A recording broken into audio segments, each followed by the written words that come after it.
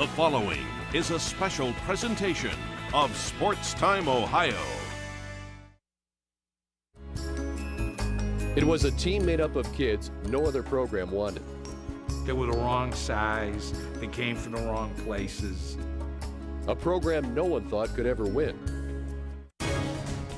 Until an upstart coach, with a plan no one thought could work, made it all happen. They're running stunned. Indiana hasn't gotten the ball in bounds yet. Canvas of chaos. Watch this. Knocking off a giant. And we're going to beat the great Bobby Knight.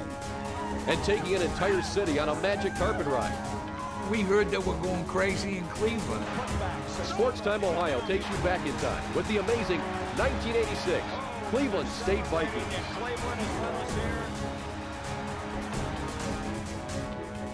In 1986, the Wolstein Center was nothing more than a vacant lot with the promise of a new arena. And that arena would be built by a number of scrappy basketball players, many of which people thought couldn't play Division I college basketball.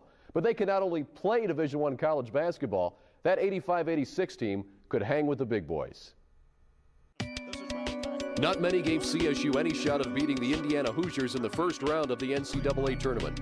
But a determined, swarming group of Vikings turned on the pressure and choked off Bobby Knight and the highly favored Hoosiers 83-79. The run and stun worked to perfection, and Cleveland State pulled off what some call the greatest upset in college basketball history. The next mission, St. Josephs of Philadelphia, and a trip to the Sweet 16. Cleveland State is on the front page of pretty much every newspaper in the country, including USA Today, for beating Indiana. Remember, Indiana was iconic even then. I believe at that point Bob Knight had won 2 national championships there and was widely considered to be the best coach in college basketball. Everywhere I turned, was my, childhood friend's dad, calling up, or somebody I saw, on the street or in the store always, wanting to talk about Cleveland State basketball. So it was everywhere, everybody. It was exciting for everyone. We became, the story of the tournament, and everyone jumped on the bandwagon very quickly.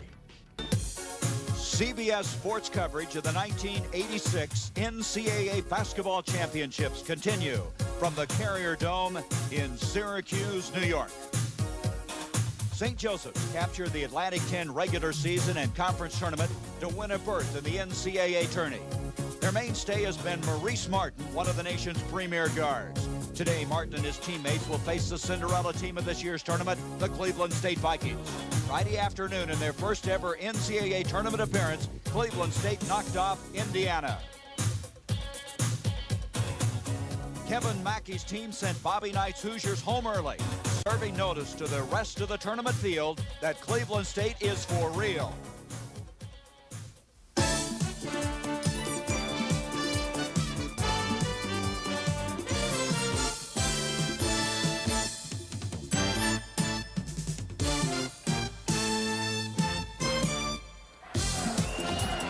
Welcome back to the Carrier Dome as we have the final game here in this East region. St. Joseph's going against the surprising Cleveland State Vikings. Hi everybody, I'm Gary Bender. Cleveland State grabbed the attention of the basketball world when they upset Bob Knight and the Indiana Hoosiers earlier this week. And they'd like to continue that Cinderella story today. I'm joined by Doug Collins, and that Cinderella story is an amazing story. This club making their first NCAA appearance, and they won it. Gary, this team is for real. Cleveland State. They're going to come at you with relentless full court pressure. They're going to try to wear you down. They want to score 100 points. They're going to play 10 guys against your 5, and hopefully they're going to wear you down after a 40-minute ball game. I guess if one word would describe St. Joseph's, they're tenacious. St. Joe's has a great tradition. That's a school that's produced terrific coaches. Maurice Martin is their player. Today, they've got to control the tempo of the game. They must get good shots, limit their turnovers. They don't want to get into a helter-skelter game with this Cleveland State team. And so the winner of this team, or this game, will meet the midshipmen of Navy. An outstanding performance, winning earlier against Syracuse. The second game here in this East region, the winner to play Navy. And what a performance by the midshipmen of Navy, who captured their 29th win.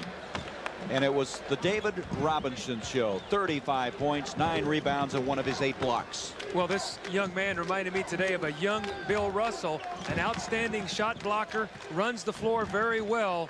Let's watch him here on a follow-up slam dunk after the great block shot. He shot 27 free throws, nailed 21 of them.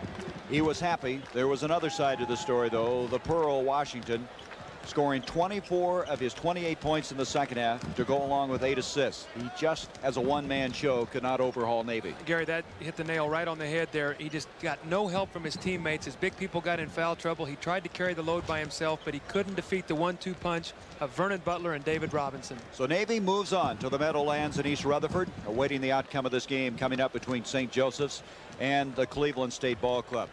Well, we said a moment ago, Cleveland State is for real. Now, they come out of the Midtown Cleveland area. They're a team that had never been in the NCAA tournament before, but they have really made the basketball world set up and take notice. They're an exciting team. They're a fun team to watch. They want to score 100 points. They want to run. They want to press. They want to create turnovers.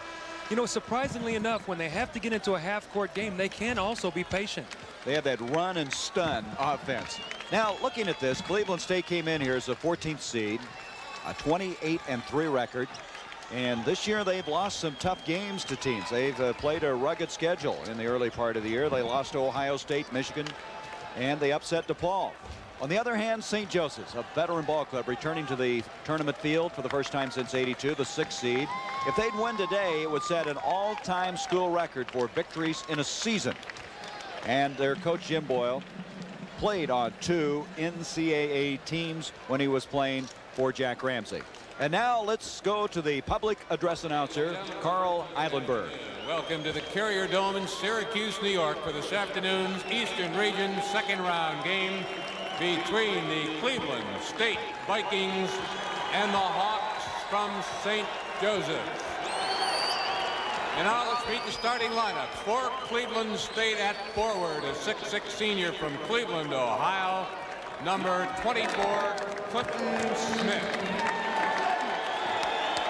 For St. Joseph's at forward, a 6'7" senior from Orlando, Florida, number 34, Greg Millay.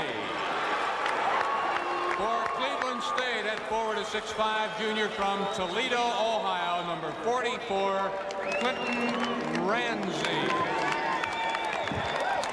At the other forward for St. Joseph's, a 6'7" senior from Merchantville, New Jersey, number 42, Dave Slattery.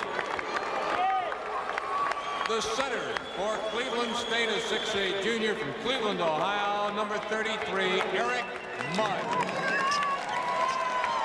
The St. Joseph's center is a 6'8" sophomore from Sharon Hill, Pennsylvania, number 53, Rodney Blake.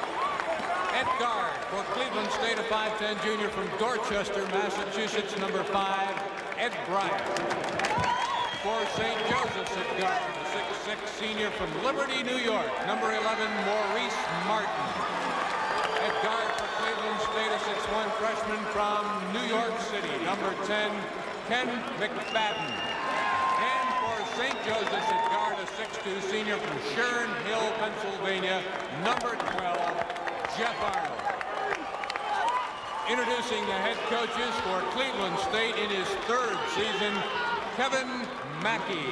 And for St. Joseph's in his 5th season, Jim Boyle. Cleveland State, they've won 13 straight, defeated Indiana 83-79 in that major upset on Friday.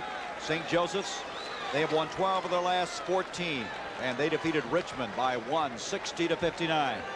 The Vikings will be in the green, the dark uniforms. The Hawks of St. Joseph's will be in the white.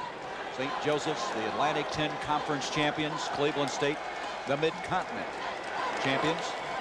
As we'll have Eric Mudd, 33, going up against Rodney Blake, 53 of St. Joe's. The officials, Jerry Donaghy, Tom Frayne, and Sid Rodeheffer. St. Joe's opening into their zone defense. Looks like a 2-3 zone. And looks like they kicked it, and they will. They'll reset the shot clock back to 45. That's that zone we saw out of Temple again. You know, a lot of those playing in the Atlanta 10. Philadelphia brand of zone. Very, very difficult. Well, St. Joe's has got to play this zone. They do not have the quickness or the depth to match up with this Cleveland State ball club. They've got to force them to shoot perimeter shots like that and keep them off the offensive boards. Clinton Smith missing, and it's rebounded effectively by Eric Mudd. He was a second-team all-conference performer. Baseline it goes to Mudd. And finally bringing it down is Greg Millay, a transfer from DePaul, a junior out of Norristown, Pennsylvania. Here's Maurice Martin. He's something special. Millay from outside. Rebound ripped down by Clinton Smith. And here they come. They will move it in a hurry. Clinton Ramsey at the other end. Maurice Martin had a hand on it, and we're going to have a foul. They have a good inside game from this guy, Blake, a good outside game from Maurice Martin, which has led them this year to a 26-5 record. It was Maurice Martin that picked up the foul, his first. And here is Clinton Ramsey. He is the brother of Kelvin, who played at Ohio State and now with the New York Nets. Well, we should say New Jersey Nets. We also see that the tempo of this game has been set very early. Cleveland State has attacked the offensive boards. They've got 3 second shots already in the ball game. Picked up an early foul on Mo Martin. St. Joe's in the zone defense, they must block out. This Cleveland State is exceptionally quick. They've got to get their body on people and keep them away from the basket. For a good part of this year, Cleveland State led the nation in scoring. They're averaging 90 points a game. 1 of 2 from the line gives Cleveland State a 1-0 lead. Jeff Arnold doing a good job breaking the pressure, and he's one of the keys today. He must handle this Cleveland State full court pressure. He has the ball now. He's a senior out of Sharon Hill, Pennsylvania. Deflected. Picked up. Eddie Bryant. He kicks it off to Moose McFadden. The Mouse McFadden. It's tipped outside to Cleveland, to Clinton Smith. Eddie Bryant, a junior. They've all got nicknames on this team. This is Fast Eddie, and it's off to mud. They're all fast. They are fast. Be Fast Mouse, Fast Eddie, Fast Clinton. Ramsey. Cleveland State is 0 for 4 thus far from the field. There's a little skip pass inside. Clinton Smith gives it off to Ramsey, and Ramsey buries it. Tough fadeaway jump shot there, and there we saw the patience of Cleveland State. They couldn't get anything on the break. They pulled it out in the set offense, and they used some clock and scored. Down to Maurice Martin. Martin charge on the play. Martin, the Atlantic 10 Conference Player of the Year, picking up his second foul in the early going, and that's not what the Hawks had in mind. We saw the quickness of Cleveland State getting back defensively. St. Joe's actually threw over the top of their pressure to Maurice Martin. He could have pulled up and shot about an 8-foot jump shot. He tried to take it all the way.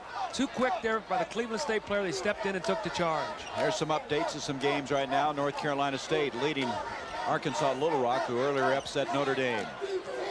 Coming around quickly is Bryant. Baseline left side is Clinton Smith. Oh, Martin hits the deck hard. Kicks it back out to the Mouse. The Mouse, Ken McFadden. And it's a 5-0 game. The Hawks still looking to get on the scoreboard. Arnold had it deflected, and this is some of that quickness.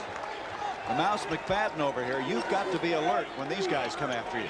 Cleveland State is the type of team, they impose their will upon you. They force you to play the way they want you to play. St. Joe's needs a basket, or they got to get the ball inside to Rodney Blake. See if he can get something powerful going to the basket. But against this Cleveland State team, Gary, you cannot be careless.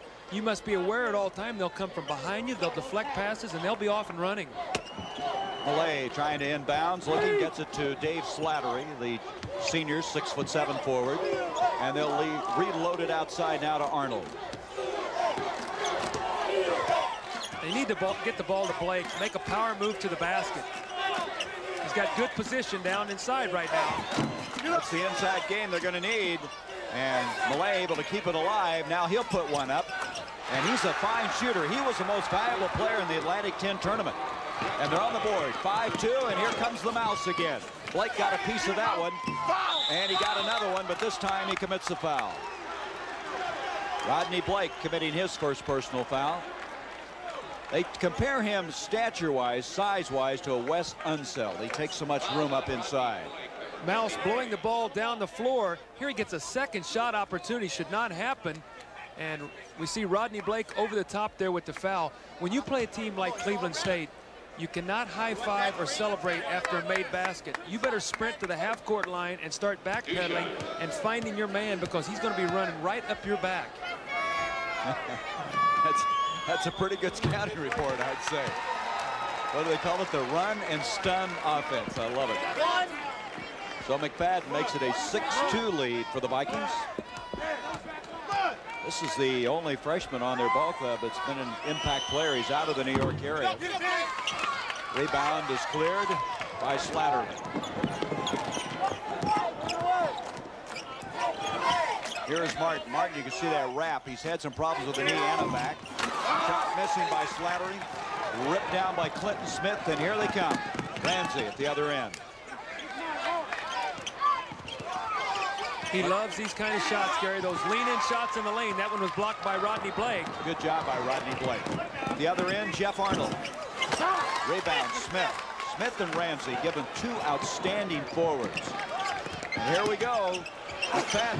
And if you take your eyes off the floor, they'll be up and down it about 3 times. It's like a track meet. Yes, Who's going to hand the baton off next? And that's the thing that they do. They get you caught up in that tempo, and you lose some of your poise. And right now, St. Joseph's having a tough time. That's a hell ball that will go to St. Joseph's. A change, Wayne Williams will come in, as will James Flint for St. Joe's. Great bounce pass here by Ed Bryant. Cross court to McFadden. Excellent slashing move. You know, body-wise, stature-wise, left-handed. He reminds me a lot of Nate Tiny Archibald, the former great professional player that played for so many years. Substitutions now for Cleveland State. Bob Crawford is in the ball game, as is Paul Stewart. They'll use 10 players. Actually, interestingly enough, Doug, their players average about 25.5 minutes. They really spread it around. They don't expect anybody to go 40. And believe me, Kevin Mackey, because he's so deep, was able to use that kind of playing time as a weapon against his players. Say, you better work, or that guy coming in behind you is going to get your playing time. That was Wayne Williams that hit it. He had a strong game here Friday night with 14 points in the backcourt, and it's going to be a backcourt violation. St. Joseph's now, trailing by 4, will have the basketball. You see Martin already trying to catch his breath a little bit. The tempo of this game takes a lot out of you. They're playing a much smaller but quicker player, Ed Bryant, against Maurice Martin, trying to use his quickness to keep the ball away from him. They should be able to post him up down low. Wide open shot, and Williams now has drilled 2. Wayne Williams, they call him the Super 6 man. You can see why. He is absolutely fearless, and he was an outstanding football player. He had a chance to go to Temple and play as a quarterback there, but chose basketball instead. Cleveland State's lead now is cut to 2. St. Joe's packing their defense back in, trying to force that outside jump shot and then attack the back rebound. Boy, McFadden is quick. Is he? Oh. And they've got about 2 more guys that play a lot like him. They'll bring in before this game is over. Here's McFadden missing, and they crash the boards. And eventually coming down with it is Williams. Boy, he's given him a shot in the arm, hasn't he? Hit 2 from the field and comes away with a defensive board. And there's Maurice Martin. 6'6", a classic big guard. Oh, they got the ball inside and a post up against a smaller player. That's what they're going to have to do. The problem is, Jerry, with the quickness of Cleveland State, they really take away your passing lanes. You just can't stand back there and pick them apart. It's an 8-8 game until that shot. Paul Stewart was a transfer from Alabama. Gets the inside shot. Cleveland State by 2, 10-8. Out to Williams again. He misses after hitting his first 2. And it's going to be off of Cleveland State. And right now we're going to take a break. And I think the fans here need a break. This is fast-packed, action-packed basketball. Cleveland State leading by 2.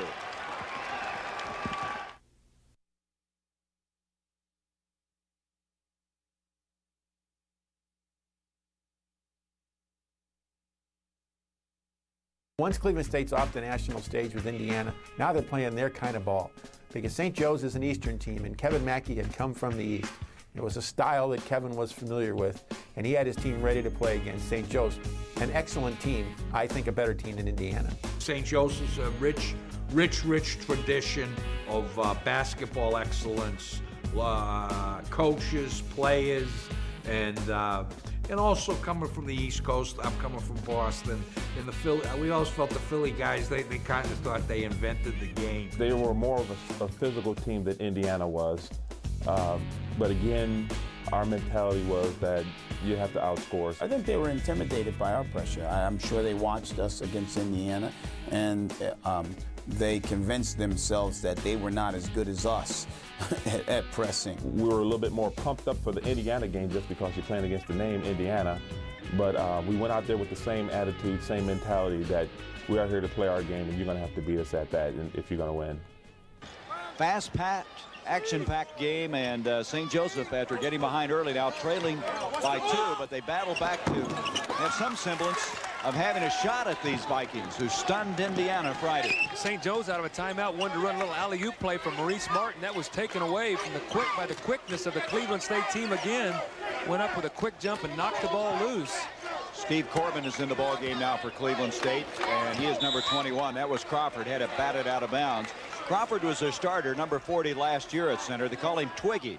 He's added 15 pounds, but he lost the starting nod to Eric Mudd, as Stewart will inbounds it to Steve Corbin, a senior out of Yonkers, New York, one of the co-captains on this team.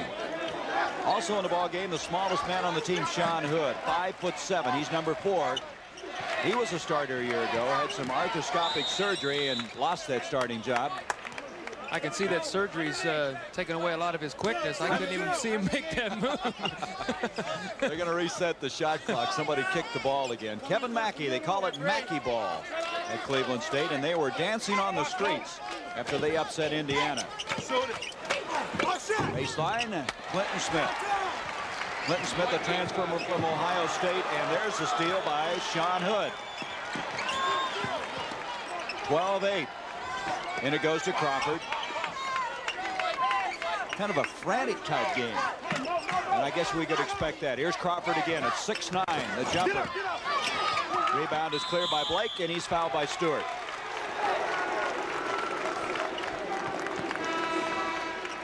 There is the Hawk mascot, Gary. The motto of the St. Joe Hawks is the Hawk will never die. The mascot has to move his arms the whole game, because if he stops flapping, the Hawk will die. Makes me tired to watch it. It's an aerobic activity for you. Cleveland State now has already used 9 players in this game, and 2 of them are trapping in the backcourt. St. Joe's breaks it. Blake very wisely kicks it back out to Jeff Arnold. Sean Hood is on top of him. Here's Williams, who's played well coming off the bench. Inside to Blake. Get up, man, get up! Rebound is ripped down effectively by Eric Mudd, who's come back into the game. You know, this game is going to take its toll on a guy like Rodney Blake. He's a big, strong player, and for him to get up and down the floor at this tempo, I think Jim Boyle's going to have to pick his spots and give him short rests. He's a big, strong player, a lot like you said, like Wes Unseld. It's going to take its toll, this kind of pace. Blake is a sophomore. He weighs in at 250 pounds. He's 6'8". And they think he's going to be a future All-American. It's the first time Cleveland State has had a little patience in their half-court game. And we're going to have a foul on Jeff Arnold. Arnold committing the foul, his first. North Carolina State leading the Trojans of Arkansas Little Rock. That's at halftime. And Kentucky leading the Hilltoppers. That's halftime. Cleveland State will inbound. 12-8. The Vikings with the advantage. I'll say one thing about Cleveland State, though. Indiana got them slowed down a little bit Friday, and they did a pretty good job in their half-court game. That's the tremendous flexibility that they have. They can run and they can press you, but when they have to set up, they can show some patience. Not a whole lot of teams can change tempo in midstream of a ball game. 14-8, Cleveland State. You have Clinton Smith now guarding Mo Martin. Clinton Smith, an outstanding defensive player, long, rangy player. Malay's a good outside shooter. Takes it to the glass. Blake tries to follow, and he's fouled. St. Joe's has gone over 3 minutes now without scoring, as here comes some waves of players again. Coming back into the ball game is going to be Crawford along with Clinton Ramsey. Kevin Mackey learned his basketball. His 2 mentors, Tom Davis and Gary Williams, both with this pressing style. They love to substitute in waves. Watch Kevin Mackey. A lot of times he'll run 3 guys in the ball game to press, take 3 guys out for their offense. He's always constantly bringing in substitutions. Not only does that keep your players fresh, but it also causes confusion with the other team. Blake missing the free throw. That foul, by the way, was on Corbin, his first. Blake shooting 63%, but this St. Joe's team's an excellent free throw shooting team. They're shooting 74% for the year. Here's Crawford. Rebound by Williams. Off to Arnold. St. Joe's now with the shot from outside. Blake following, rebound ripped down, and that was an impressive rebound by Ramsey. Oh, Clinton Ramsey, a strong player. He's built like a linebacker, a lot like his brother Kelvin, a little bit taller. Here's Corbin. Follows his own shot, and we're going to have a foul. Corbin will go to the free throw line as Williams commits his first foul. There he is, Wayne Williams. 5 team fouls now against the Hawks, and coming back into the game is going to be James Bruiser Flint. As you look to the sideline, looks like having a little problems with the back maybe of Eric Mudd. He limped off the floor and during the last substitution. Looks like he's trying to keep himself stretched out right now, and he appears to be in obvious pain. He really is. Either that or he's tired and trying to take a little rest. I don't think this team gets tired. So there's the guy who just came in, Flint. He's a junior at 5'10". Really a good passer and penetrator for this team. The other day in the press conference, Bob Knight from Indiana compared this Cleveland State team to Michigan State in the Big Ten. He said the way they come at you, the quickness of their guards, the way they're outside-oriented kind of ball club. I thought that was an interesting comparison. He said the biggest difference, though, is that they have better depth than Michigan State has. They can run these 10 guys at you. There's Williams again, a strong move, and Sean Hood's got it. Ramsey kicks it off to Clinton Smith. And Maurice Martin just reached in and batted it away. 3 on 2. Martin's smooth, isn't he? At 6'6", the way he can make that transition work. I thought that was a good no call there by the official. The player from Cleveland State tried to take a flop to get the charging foul. The official had no part of that, and Maurice Martin running the lane nicely, got the basket. There's Ramsey. St. Joe's now with a chance to take the lead. With just inside 10 minutes left. Williams, tough shot. That might have been ill-advised. Nobody was down there. And he took a very tough shot at best. And here we go at the other end as Corbin ducks in. A follow and a foul on St. Joe's. That'll be Millay committing the foul. Did he transfer that ball one end to the other in a hurry?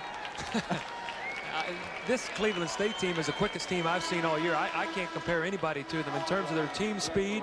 And the thing I like about them, Gary, they play 10 people, but they're very unselfish. If someone is ahead of them, they give them the ball. We have a timeout. 9:28 left to be played in this first half. Score 14-11, Cleveland State.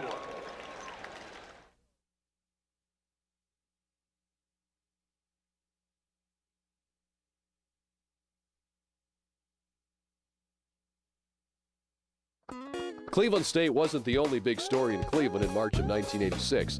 The city was fighting for the right to be the home of the Rock and Roll Hall of Fame. The city blitzed phone and newspaper polls to win the hall. At Cleveland State, a scrappy group of players was making history. Not many thought they could play Division I college basketball. Among them, guard Sean Hood, whose on-the-court leadership helped keep the Vikings ship sailing in the right direction. Sean Hood was the guttiest, grittiest point guard that I've ever watched play basketball. If you didn't play hard, Sean wouldn't give you the ball. The shortest guy on the court with the biggest heart. There were times in practice when we go in and I'd have Eddie throw Sean an alley-oop and I'd grab him by the waist and throw him up and let him dunk the ball. And just a great floor leader, a coach on the floor, great mind, knew what we had to do.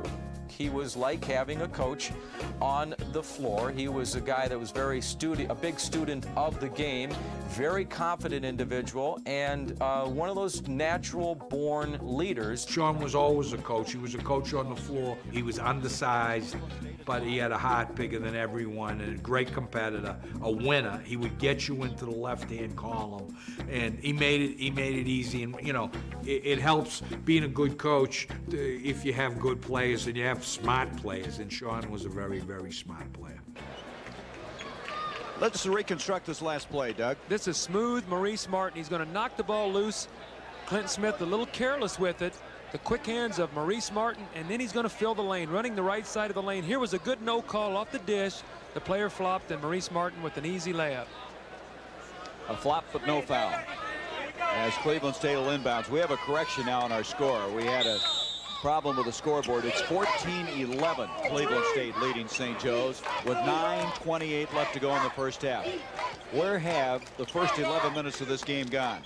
Both teams have been up and down. There's been very little stoppage of play.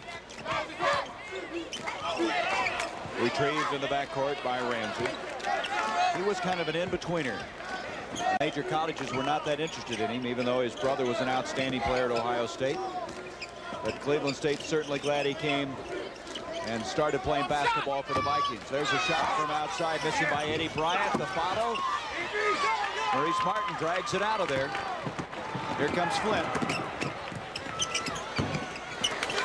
And I get the feeling St. Joe should pull up and go to some kind of an offensive set. That wasn't a good shot for James Flint. It was in transition. They just played defense for a long period of time. It plays right into Cleveland State's hand, the quick shot and off and running. One and done, as you've told me so many times. This Mouse is an exciting player. See something? He ducks inside. We have a foul. Mudd, who's checked back in after that back problem, follows. He's fouled by Malay. That'll be his second, and they're shooting free throws. The 7th team foul.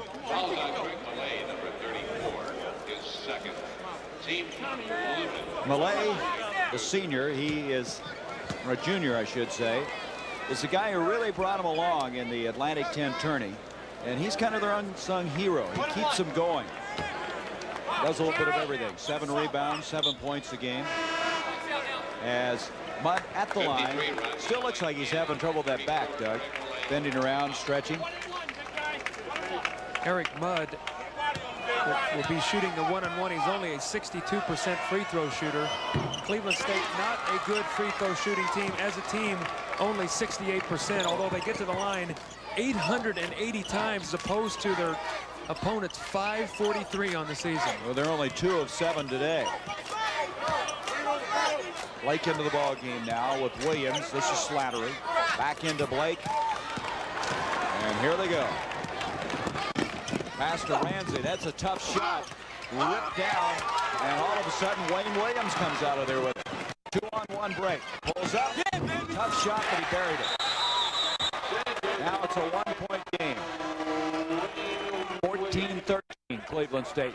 Dave Slattery there trying to get a little edge as that ball went through the basket. He tapped it loose so that St. Joe's could set their defense. The official warned him he can't assess a technical foul on that if he feels like it's delaying the ball game and the guy's doing it intentionally. You know, this hasn't been a very efficient game. As many trips have been down the floor, not a lot of points scored. Here's Williams, and that will give the Hawks their lead. St. Joseph's with a 15-14 lead over Cleveland State. Well, Wayne Williams has absolutely ignited this ball club. 8 points off the bench, and he's done it in an explosive style, which has gotten his teammates really jacked up. Follow inside by Mudd. It's blocked. Cleveland State has gone 4 minutes without a point. They have hit a real dry spell. A team that's averaging 90 points a game, and they have only 14 with 7:10 to go in the first half. Baseline, the Mouse. And Cleveland State takes a 1-point lead. I don't know about you, this kind of wears you out, doesn't it? Back and forth. Yeah. Flint backs up now. I tell you, St. Joseph's, though, has acquitted themselves well against this tempo. They haven't backed off that much. Blake, that'll count, and he's fouled. Strong move by Rodney Blake. And here they come, some more of the depth that Kevin Mackey has at Cleveland State. That's the kind of power plays that Rodney Blake is going to have to give his ball club today. Maurice Martin, a nice entry pass in the post. Look at the power of Rodney Blake. He gets hammered and he gets it up and in. He's actually a power forward body-wise, but he has a finesse of a smaller kind of player. Soft shooting touch for the big man. His extremely long arms, which makes him play taller. That foul, by the way, was on Ramsey, his first. And St. Joseph's with a 2-point lead after that 3-point play. 6:40 left to go in the first half. Crawford goes inside. He lost it, and it's going to be St. Joseph's basketball. Tell you, Cleveland State having a tough time on the baseline. There's just nothing there. St. Joseph's is doing a nice job of keeping their feet and not leaving the floor. Cleveland State has had a lot of turnovers down low where the ball has just slipped out of their hands, and St. Joe's players have just kept their arms up and tried not to commit the foul. The Hawks will inbounds. You can see Cleveland State not shooting well at all, 29%. On the season, they're a 53% field goal shooting team. That's because they get so many easy baskets in transition. But St. Joe's doing a nice job. They're not giving them any layups, forcing them to earn something every time down the floor. There's Maurice Martin. Back in his hands, follows, and he traveled with it. They'll wave that one off. And so it's still a 2-point lead for the Atlantic 10 Conference champions. They haven't slowed Cleveland State's tempo down, but they've certainly shut down their offensive ability. They've only scored 16 points. But Ramsey, he is fouled by Slattery. Dave Slattery, his first. One of the tri-captains on this team. As a coach, Gary, you tell your players, please don't foul a guy when he's shooting those leaning, hanging shots. If he's going to make that shot, let's not put him on the free throw line. That's a tough shot to make, although Clinton Ramsey has made that shot all year. Don't put a man on the free throw line and let him get the opportunity to shoot the free throws. As strong as he is, too, you're just not going to impede him at all. He does miss the free throw. He's a good free throw shooter. Out of Toledo. So he gets the second one. He cuts it to 1. 6 minutes remaining now. Boy, almost a turnover there because of an inadvertent horn for a substitution. And Rodney Blake missed the jam. And here they come to the other end, and the Mouse can't save it. Ken McFadden cannot. Substitution, Clinton Smith will come in. Gary, the scorer blew the horn that last possession for a substitution. The ball was inbounded. St. Josephs stops. They threw a cross-court pass that was almost picked off because of an inadvertent horn there on the substitution. They had a tough time with the scoreboard, too. 18-17, St. Joe's. St. Joe's coming back in this game due in part to the fact that Cleveland State's hit only one of their last 10 shots. Bob Knight watching this game must wonder, is this the same team that we played Friday? And that is a third foul on Maurice Martin. Oh, he dipped his shoulder. He had good inside position. Instead of going up strong, he dipped his shoulder and forced the contact. That was an outstanding call. And boy, that really puts St. Joseph's in a predicament. That's 3 quick fouls here on Maurice Martin. He comes out of the ball game, so they'll have the guards now of Williams and Flint. And let's see, they'll have Arnold and Flint at the guards. They're going to play Williams at a forward spot in the absence of Martin. Maurice Martin is probably going to be a first-round draft choice in the NBA. He's a 6'6" guard, and he can post up and shoot it from deep. He's the heart and soul of this team. They're going to miss him here the last 5 minutes of this first half. It's been so consistent, 26 20-point games. Right now with 5-10, Cleveland State trying to take the lead. And they threw that one away. You know, a thought occurs to me, Doug, as we watch this game. You come out, you play just absolutely perfect basketball to beat an Indiana team. Sometimes the next time out, things don't happen the same way. Some pressure starts to build a little bit. You're not an unknown. People expect more of you. I think also, too, what happens is you can't celebrate too much over the win, and that's what happens a lot of times when you put a team in this situation really for the first time. They get that first big win. There's a little bit of a mental letdown, and all of a sudden you come out and you're a little flat in that next tournament ball game. They're on the map right now, but they've got some proving to do that they can do 2 in a row. And right now, Jeff Arnold has built the lead to 3 for St. Joseph's. Biggest lead of the game. 4:27. I'll bet you Cleveland State has never scored these few points in the first half this year. Can you believe they had 3 straight 100-point games at the start of the year and averaged 90. And now I have 17 with 4:10 left in the first half. Here's Williams again. Rebound ripped down that time by Stewart.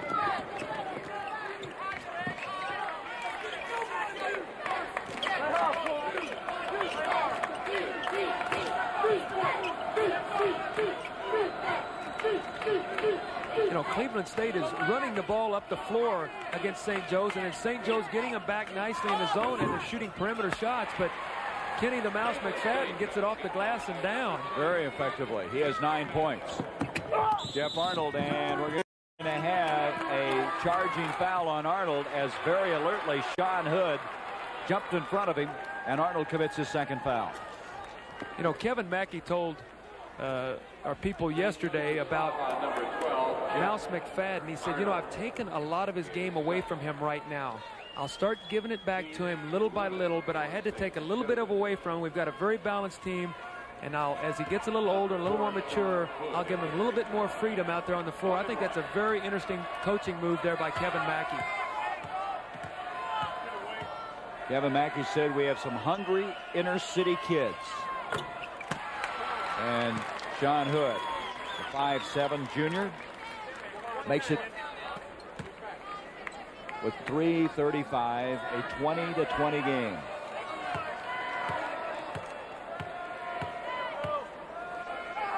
Does he look as big as Spud Webb? That's what they list Spud Webb at. I don't know if he's 5'7". Do you think? There's a rebound now by Clinton Smith. He'll follow, and he gets it. He's a more solid kid than Spud Webb, so I think his size is a little deceiving. He looks like a little fire plug out there. There's Ramsey trying to draw the foul. Up it comes to Flint, to Williams, and Williams a nice lean in. Tied up. 22 apiece. Williams with 10 points, so he's come off the bench and really giving Jim Boyle's team a lift. He has almost half their point production in the first half, 10 of the 22 points. 3 minutes to go in this fast-paced first half.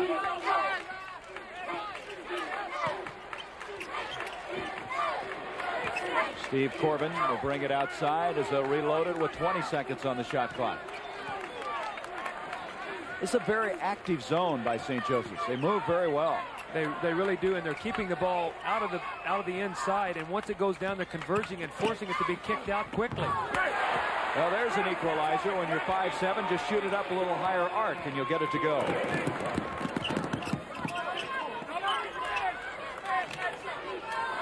Can you believe with this pressure defense that Cleveland State's played the whole first half, they've only committed 3 fouls and scored such few points. Blake missing, 25-22. Cleveland State 2-10. Corbin from outside. Williams saves it in. Here we go to the other end. Bruiser Flint doesn't get it. Jeff Arnold doesn't either. Clinton Smith comes out of there. Crawford at the other end, and he traveled with it. That was not a good choice there on Clinton Smith's part. He's a very unselfish player. He threw the ball ahead that time to Bob Crawford, but he forced him to catch it in a way where he had to put it on the floor, and he walked with it. When you throw the ball ahead to your big man like that, you got to make sure he's got a layup without having to put it on the floor. 1:54 left in the first half.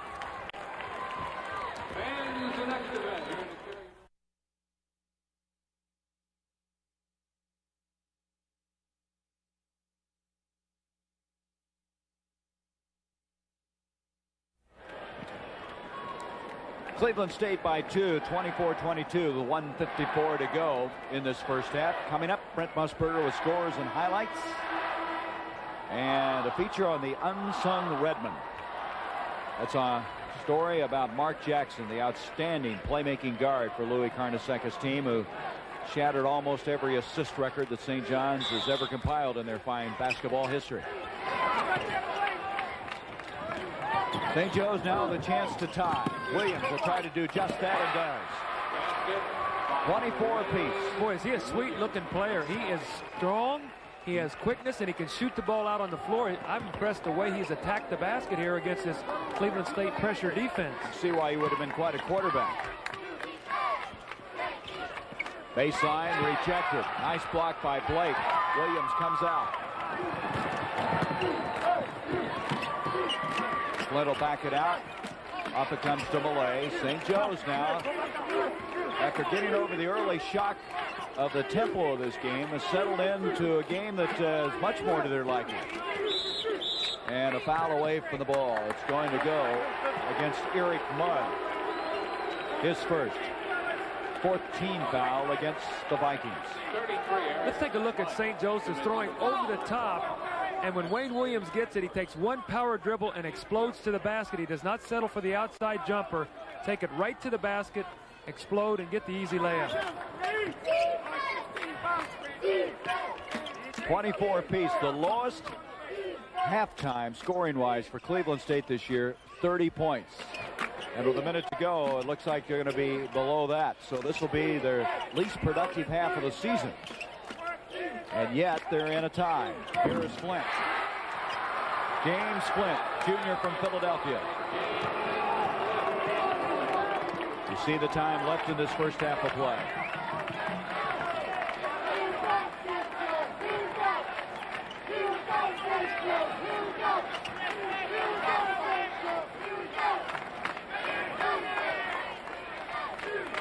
There's about 1 second difference on the shot clock and the game clock.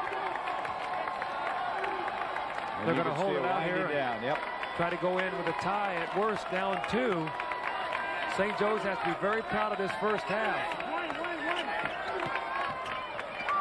The Mouse will try it, and he got it. It's even at 26. Arnold, he got it away in time. And that is the end of our first half. The scores, St. Josephs 26, Cleveland State 26. CBS Sports coverage of the NCAA Basketball Championship will continue after this message and a word from your local station. I think by halftime, Cleveland State knew that they were far the better team than St. Joe's. And that's not denigrating St. Joe's. They were a fine team. Cleveland State was just better. And the kids on the floor for Cleveland State knew it. At halftime, we weren't playing great, but we knew that we always played better in the second half because of the pressure, the accumulative effect. We knew we would eventually wear them down, and we would steal the ball in flurries. And so we felt very good about where we were. That first half being tied was basically due to us not producing the way we should have, and that's why we felt good, because we knew after coming out at halftime that all we had to do was execute and everything would just fall in place. I knew that Cleveland State would pull away in the second half, only because I'd seen them play all year against teams of that approximate quality. And if you watch this game, if you watch the typical Cleveland State game from the 85-86 season, generally in the last 8 minutes of the game, it was just like a runaway truck. They would wear you down and run you over.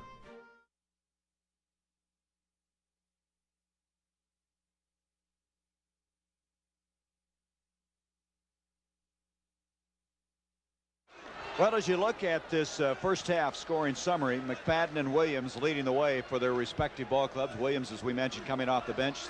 The Mouse leading this Cleveland State team.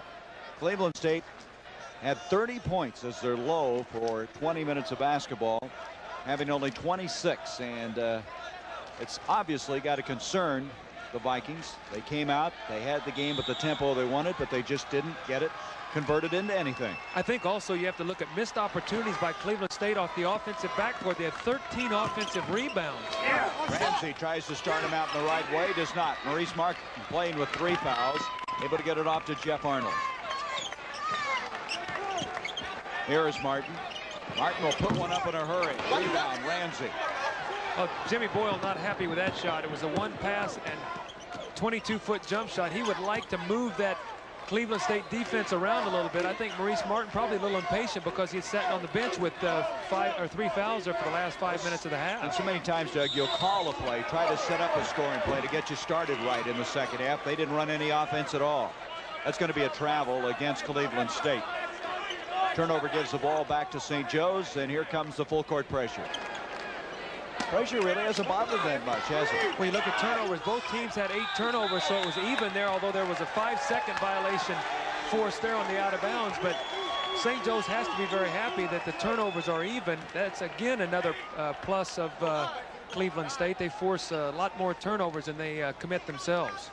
Well, there is that turnover in the 5-second count. Still deadlocked at 26. As we just begin the second half. The winner of this game will play Navy next week in the Meadowlands. Navy, a major upset if you were not with us, upsetting homestanding Syracuse, led by the remarkable David Robinson. Clinton Smith, who had 11 rebounds in that first half.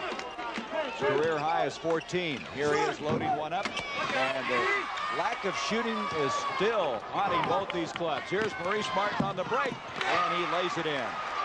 He really has a great ability to extend himself when he gets to the basket. He has a very powerful body, and as you said, he extends very well. The Cleveland State player had an opportunity to slide over there and take a charge. It would have been Martin's fourth, but he didn't move his feet, sort of spectated, and Maurice Martin dodged the bullet. And it goes, kicked back out to McFadden. McFadden having a very good first half, hitting 5 of 8 from the field. Hands it partially blocked by Blake. Millay comes out of there with it to Maurice Martin. Here comes Arnold. And he'll back it out. There's Williams. And the rebound by Smith. That's his 12th. Again, kind of like the first half, running up and down the floor. Not a lot of scoring, but that one does go for Ken McFadden. That's the 6th field goal of the ball game for Kenny McFadden. He is 13 points now in the game, and he's been the man to score on the fast break today for this Cleveland State team on pull-up jump shots off that backboard. You know, you look at Rodney Blake, and every once in a while you're really reminded of Unseld, aren't you? In the face, in the stature, his build. There is Williams missing, trying to follow, and it's off of Cleveland State. St. Joe's has to be very careful right now. About 3 or 4 of these possessions in the second half, they've come out and I think taken very difficult shots. They need to get a better shot at the basket like that on the baseline and a wide open Jeff Arnold. Jeff Arnold makes the count 30. St. Joe 28 for Cleveland State.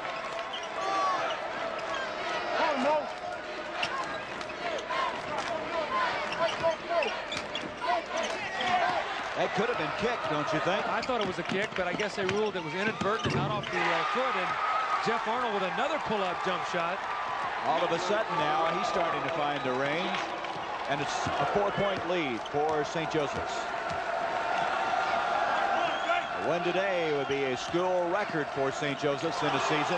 Ramsey double pumps and gets it in. He does a nice job that time. He's had a couple shots blocked today by Rodney Blake. That time 2 pump fakes before he finally leaned in and got it. Clinton Smith on the steal. Now they're starting to get some dividends from that pressure. It's tied up. Rodney Blake off to Williams. Williams will take it all the way. 14 points for Wayne Williams. What a good-looking player, Wayne Williams. I can see why he's called the super sub. He's come off the bench to score 14. He's averaged 12.5 this year. And now Ramsey puts it in, and all of a sudden now the efficiency picking up in this game. Maurice Martin on the break. Williams. And they're going to disallow the basket, a charge on Williams. That's his second foul. That was a great play there by Eric Mudd as he forces the pass here from Mo Martin and then finds a good angle and sets himself nicely to force the offensive foul. That is the way to move your feet and get over in position. The key there, he forced the guy to give the ball up, and then he beat the offensive man to the spot. Sean Hood, number 4, now handling the ball for Kevin Mackey. 16 minutes to go in this game. It's even at 34. Ramsey again. Starting to feel it a little bit offensively. He hit that one a moment ago. Arnold out to Maurice Martin. Martin out of Liberty, New York. Population of 3,000 in the Catskills. Had a remarkable career. You know, when you watch this ball game, you'd expect a guy like Maurice Martin to thrive in a game like this, the sort of an NBA type game, up and down. And he goes up and down there and puts one in. This is a better played game right now. That first half was a little shabby at times, a little out of control. It's 36-34, St. Joseph's.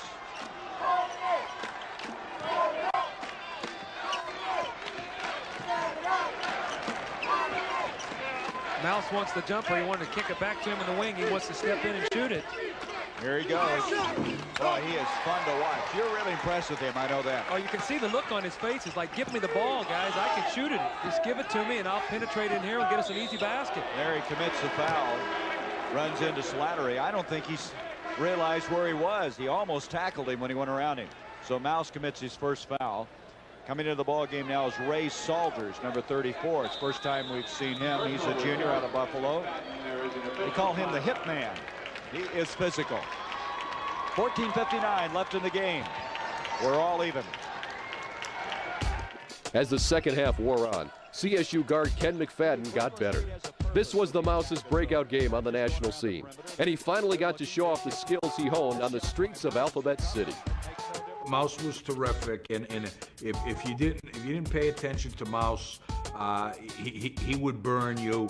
And he was a guy. He was a performer. The bright lights come on. I guess there had been some talk that Martin was a better player, or he wasn't going to be able to play well against Martin, and that's posing a threat or posing competition towards Mouse. And being a person from New York, being competitive, you don't back down, you step up, and that's exactly what he did that game. He stepped up, took care of what he had to do, and he just had it going on that game. When you have a player, the ability offensively of Mouse McFadden, that's where the playground, that's where that schoolyard ball comes into play, and that's what the Mouse did. The Mouse, I don't think he freelanced per se. He just went out there and showed his creativity. Against St. Joe's, Ken McFadden took over. And I think the country got to see for the first time that the Mouse could roar. The Carrier Dome in Syracuse, New York, 14:59 left to go. It was tied at half, 26 apiece, and both teams have added 10 points as we go down to the last 15 minutes of the game. Here is Rodney Blake giving the Hawks a 2-point lead. Little power move there by the strong Rodney Blake inside, the man with the velvet touch and the powerful body.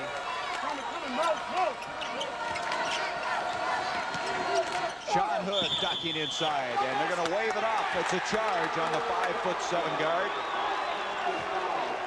So Hood committing his first foul. A smart play here by Rodney Blake. You expect him to be a shot blocker. This time he holds his ground, and a great call there as Sean Hood drove to the basket.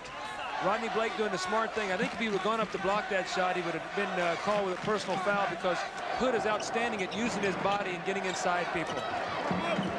St. Joseph's now has hit their last 5 shots. And this guy here has hit 2 of them, Arnold. Pass, and we're going to have a foul on Blake. Well, that's a costly foul. That's his 3rd, and it's the kind of foul you just hate to have happen to your big man. Blake with 3, and Jim has shed his coat. He's getting down to serious business now with 14:28 left to go in the game.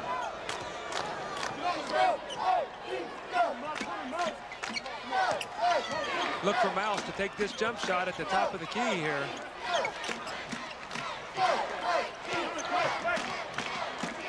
Ken McFadden with a hot hand. They should try to swing the ball to him as Clinton Smith steps in the gap now, and he's starting to warm to the task. He transferred from Central Arizona Junior College in Casa Grande after initially going to Ohio State. He has given us our 9th tie of the game. Here comes Mouse. This could be 3-on-1. And Sean Hood is fouled by Millay. Greg Millay committing his 3rd foul. So both Millay and Blake now in the last 30 seconds have picked up 3 fouls for the game. Looks like Mouse hurt himself. He's limping, and he's going to come out of the ball game, I think. When he dished that ball off, it looked like he might have got kicked either in the shin or possibly the knee. Looks like he's trying to walk it off right now. He'll be back in the ball game. I think he's just shaken up right now. Cleveland State has really been struggling for the free throw line as we watch Mouse struggle a little bit. They are 4 of 11. But as we said, they have had problems all year long in that department. And as you said yesterday in one of our broadcasts, one of the things you got to do to get to the Final Four is be a good free throw shooting team.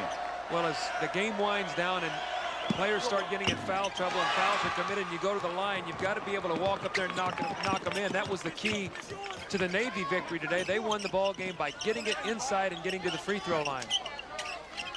38 apiece, 13:40 left in the game.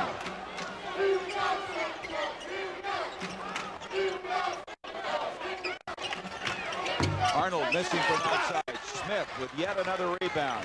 13 for the game. He's the only senior in the starting lineup, so Cleveland State's going to be tough a year from now. Here's Salter. Inside it goes to Crawford.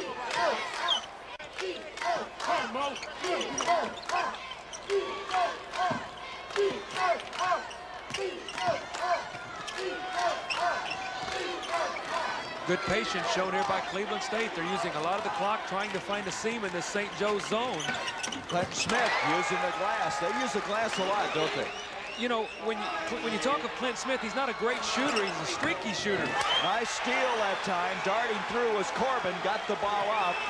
And all of a sudden now it's a 4-point lead for Cleveland State as Maurice Martin dribbles out of difficulty. That's what they can do to you. They can just bump it up to 4 points almost before you know what's hit you. 2 quick turnovers, 2 quick baskets, and you go from the lead to being a couple down. Corbin committing the foul. Coming in now is going to be Paul Stewart, number 30.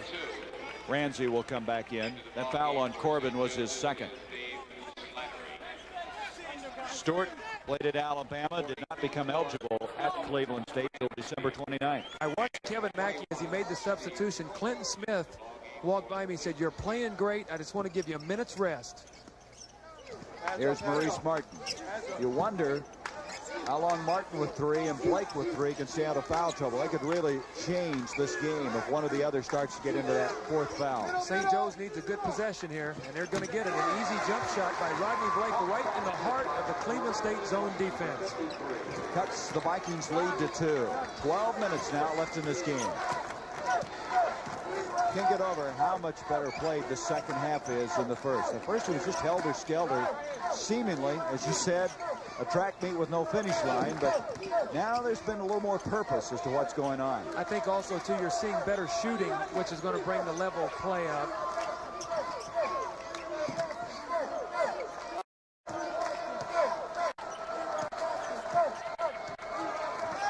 Boy, that Cleveland State team has got great discipline for a team that loves to get out. They're really moving the ball well.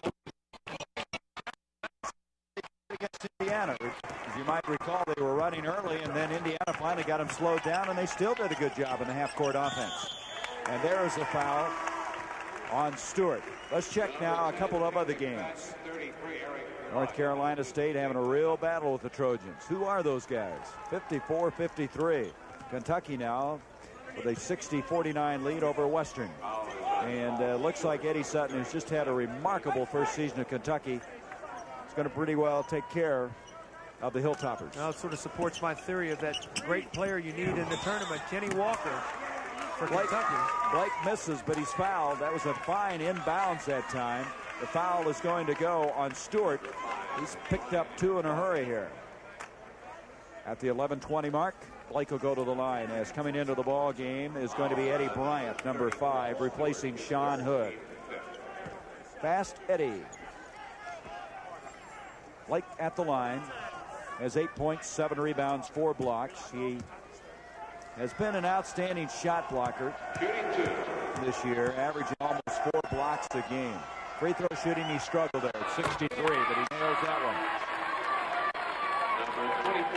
He can tie it up. Well, Clinton Smith, after his minute's rest, as Kevin Mackey promised, is right back in the ball game. I think he's been the outstanding player for this Cleveland State team today. He has about 13 rebounds, and he's come off the at the offensive end now and had 3 quick baskets here in the second half. So he's doing a yeoman's job on both ends of the floor. A little pressure now by the Hawks as we're even at 42. Up it comes to Mouse.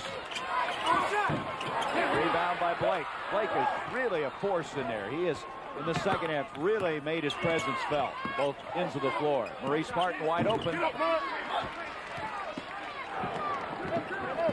That wasn't a bad shot by Maurice Martin in terms of his range and where he was on the floor and all that, but it was a bad shot because there was no one under the rebound for St. Joe's in the transition. Jimmy Boyle looked at him and said, look, we had no rebounders on there. If you miss it, we don't have a chance to get it back. Blake was just coming to the half-court line when he released the shot. Here's Bryant. He gets the bounce. The Vikings by 2. And we're going to have a charge on Jeff Arnold. That's the Mouse again that was able to precipitate that charging call. That's 3 fouls on Jeff Arnold. Coach Kevin Mackey over there picking him up off the floor saying, great job, Kenny. Keep it going, buddy. You're doing the job on both ends of the floor. And, you know, I really give Kevin Mackey a tremendous amount of credit. Taking these kids and getting them to play both ends of the floor. They are unselfish. They come at you. They have 10 players. They know they're going to only play a certain amount of time, but yet they have a great cohesiveness, and it all starts from the coach. Knows that he said, I'm a young gunfighter and I want a piece of the action. Kevin Mackey got a piece of that action Friday and trying to continue this season with a win here today. Fouled away by Mudd. Maurice Martin with the rebound. Flint, who came in replacing Jeff Arnold, who went out with 3 fouls. 10 minutes left in this game. Here is Wayne Williams. He's stripped of the ball. McFadden on the move. Oh, nice spin. And Blake blocked it. And then it's thrown away. It'll be Cleveland State's basketball. Oh, great hustle by Rodney Blake. A spinning, twisting 360 move by Kenny McFadden in the open floor. And the Mouse had his shot pinned against the backboard by big Rodney Blake. 9:56 to go. Cleveland State with a 2-point lead.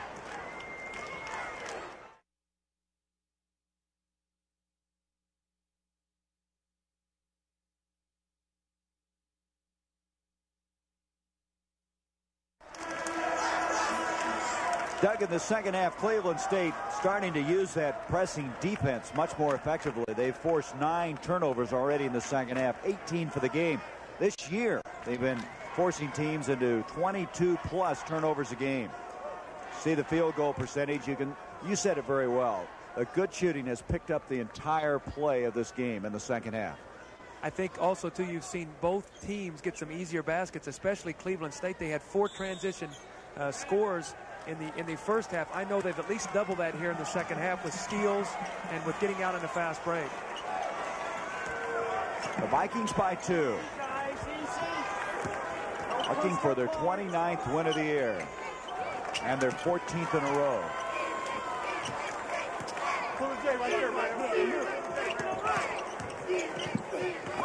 Bryant, and he draws the foul from Flint.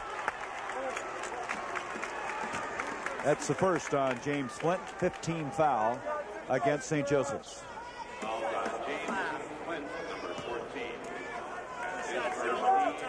So at the line will go Bryant, 5'10" junior. Well, Kevin Mackey was talking about how this guy kind of gives himself up on offense. Has such a great attitude. He did a pretty good job on Steve Alford the other day, contained him. You don't shut Steve down. Ended up with 24 points, but number 5 was really hounding him all day long. You know, if Cleveland State were to be able to hold on and win this game, I think it would be a very impressive win. Number one, you beat a good St. Joseph's team, but the style in which they would do it, everybody expects you to do it by scoring 90 points. It's a 40-point ball game right now. They have a 4-point lead. Maurice Martin is fouled as he comes up the floor. That's Ramsey committing the foul, and that will be his second personal foul. So the Hawks will inbounds. Malay will do the job. 46-42. Vikings by 4. We were tied at half at 26. He gets it into Martin. And it comes to Flint, to Blake, and he's fouled by Bryant. Good fast break that time. That'll be the first foul on Bryant, the 1-and-1. The thing that impressed me again by Maurice Martin, he has such a smooth, fluid move up the floor as he handles the basketball. Well, he also has his big man running with him, Rodney Blake, and when you get the big man running the floor, you've got to get him the ball. That will keep him doing the other things for you, blocking the shots, setting the screens, and doing all the other dirty work that a big man has to do out there on the floor to help the guards. You can see when Syracuse lost, a few of the fans left, as you can see in the background. Very disappointing day for the Orangemen faithful as they were upset by Navy earlier today. Blake missing a very important free throw, and he gets the second half of it. It's a 3-point game.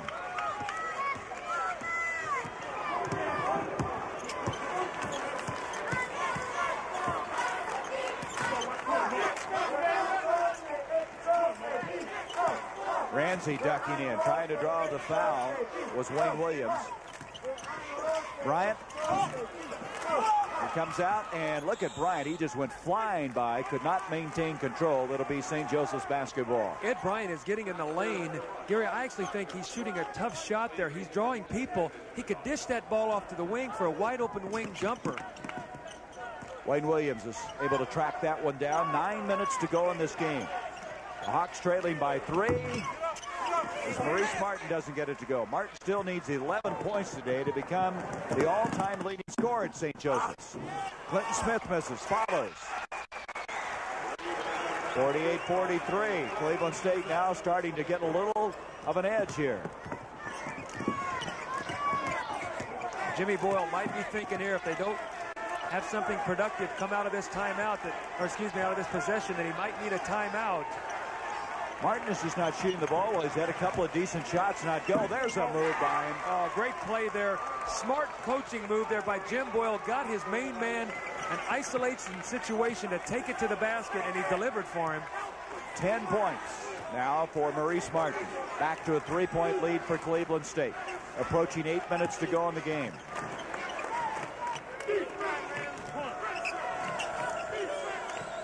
Cleveland State has a purpose when they attack a zone. They're not just going around the perimeter. They're looking, they're shifting.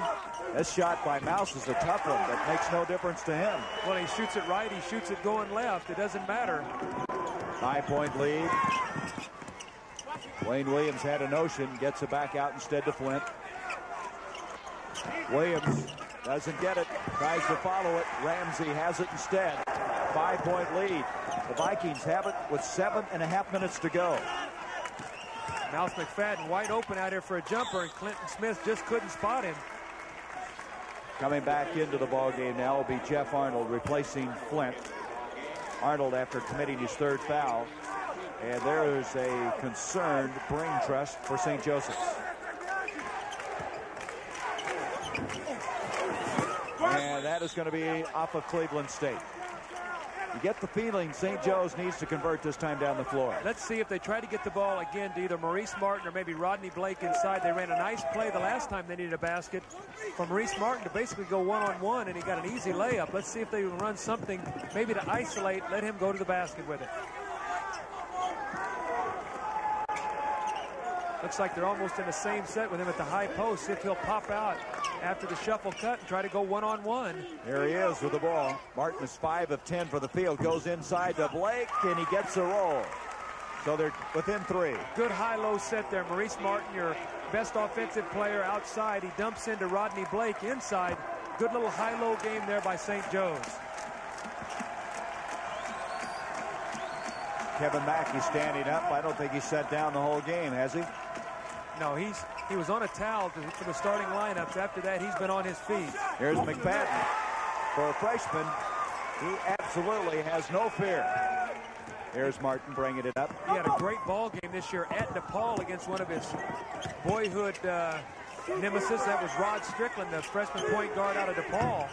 Malay misses, follows, and they're back within 3 again. Strong move that time by Malay. He has 4 points. Cleveland State's had an opportunity 3 or 4 times to get a little breathing room. St. Joe's will not give it to them. They've done a nice job scoring to keep this game between 3 and 5 points the last 2 or 3 minutes of the ball game. Cleveland State trying to become the Cinderella story in this tournament after their major upset over Indiana. St. Joe's going to have to be a little bit more aware of McFadden over on the wing, giving him an awful lot of room, and he's shooting the ball so well. They need to take that away from him. Force someone else to shoot the ball, not the hot man. Ramsey, ball fake. Rebound effectively by Smith. Ramsey to follow. The putbacks, they still don't get it. Now they do. Eric Mudd. And a pass to Williams, and Mudd fouls him. Gary Mudd just couldn't react quickly enough to get that ball. The ball was in the air a long time. He couldn't close on it. And he picked up the foul, but this is Cleveland State basketball. Get it up on the iron and just attack. Be aggressive. You see a tip. Clinton Smith with a follow. It's partially blocked. No good. Clinton Ramsey with a follow. No good. And finally, Eric Mudd follows it up and gets it to go down. 4 opportunities there before Cleveland State could impose their will on St. Joe's on the offensive backboard. St. Joe's 5 of 7 from the free throw line. A 1-and-1 now for Wayne Williams. Boy, that's a big miss. Big miss as Crawford has the rebound. 5-point lead. Missed the front end of a 1-and-1 with 5:16 left to go. Smith, by the way, has a career-high 15 rebounds in this game. Talking about Clinton Smith, number 24. He and Ramsey have been tough at those forward spots. Watch the Mouse on the left wing. He wants to isolate, split, get in the gap. He's shooting the ball very well.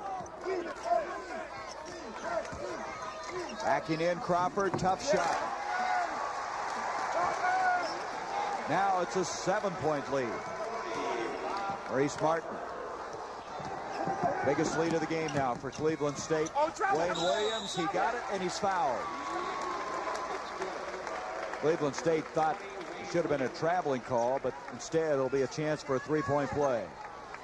That foul going on Crawford, his first. Let's watch the breaking of the press. Maurice Martin is able to use his size, sort of step through that press. Now Jeff Arnold with the ball in the middle. Nice bounce pass inside to Wayne Williams, and he's been the man today to deliver when St. Joe's has needed it. This could be a very big three-point play. 17 points for Williams to go with 5 rebounds. Timeout. St. Joe's within 5. 4:40 left to go in this game.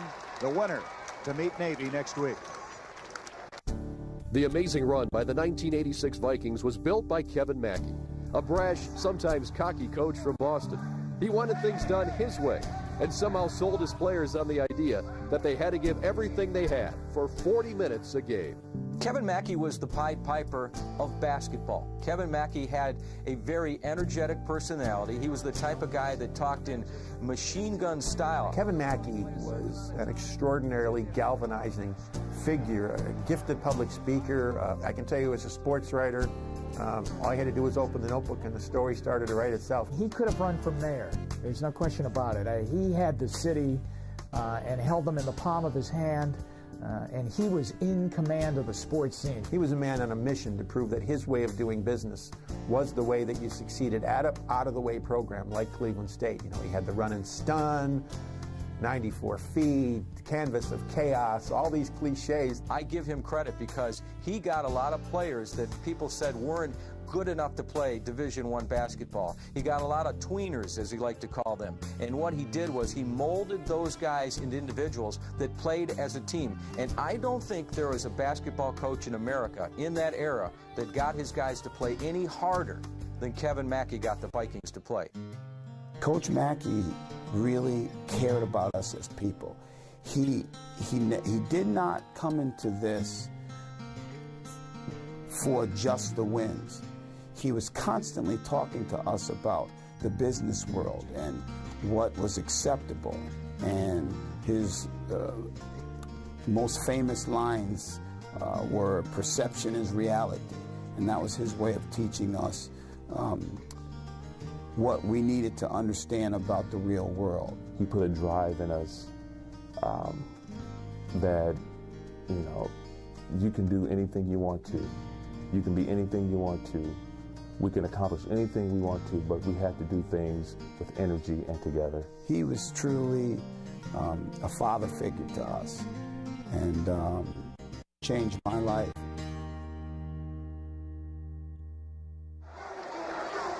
(56-52). Let's check some other scores now. We talked about one Cinderella team. Let's look at this score that was here earlier. Navy just absolutely playing remarkably. 97-85. Last second shot by Alabama defeated Illinois. Now here's the other Cinderella team. Arkansas Little Rock. You put Cleveland State, don't you think, in Arkansas Little Rock as a 2 trying to put on the glass slipper. They're in overtime, but look what's happened in overtime as they are able to pull that one out. Well, I think one thing that was decided when this 64-man that game, by the way, is still going. That was not a final. We correct that. That game is still in overtime. And in the second half, Kentucky leading Western Kentucky. You know, when this 64-team field was selected, Gary, they talked about how wide open the field is. I think that is really being very prophetic now when you look at the way the things have gone in the tournament thus far. Arkansas Little Rock upsetting Notre Dame. And now on the way possibly doing likewise to North Carolina State. Cleveland State upsetting Indiana, trying to add St. Josephs to their list. Crawford, powerful left-handed move. St. Joseph's comes out of there with it. Arnold to Martin. Maurice Martin. Oh, he took about 4 steps. 19 turnovers against St. Joseph's. Give credit there to the defense of Cleveland State. They sort of jabbed at Maurice Martin thinking they were going to come to pick him up. He picked the dribble up to make the pass. The defender backed off of him, forced him into the traveling violation. Time 3:58. You see it on the screen with A 4-point lead for Cleveland State, and now they're going to spread it out. They're going to try here to get St. Joe's to start gambling, maybe open up an avenue to the basket. St. Joe's very well coached. They realize with the clock they don't need to gamble and give up an easy shot. And it goes to Ramsey, and that's a big basket. Clinton Ramsey just turned around and posted up Rodney Blake, turned around and shot it right in him. 10 points, and Maurice Martin is fouled. It'll go on Clinton Smith. Clinton Smith committing the foul with 3:30.